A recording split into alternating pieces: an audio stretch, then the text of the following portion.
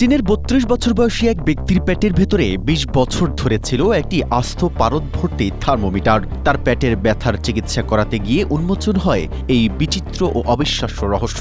South China morning পোস্টের প্রতিবেদন অনুযায়ী জেজিয়াং প্রদেশের ওই ব্যক্তি ১২ বছর বয়সে দুর্ঘটনাবশত এটি গিলে ফেললেও ভয়ে বাবা মাকে কিছুই জানান নেই। দীর্ঘ ২ দশক ধরে কোনো উপসর্গ না থাকায় তিনি বিষয়টি ভুলেই গিয়েছিলেন। ওয়েনজো মেডিকেল ইউনিভার্সিটির চিকিৎসকরা স্ক্যান করার পর বৃহদন্ত্রে একটি অপরিচিত বস্তু দেখতে পান এবং অস্ত্রোপচারের মাধ্যমে মাত্র ২০ মিনিটে সেটি বের করে আনেন।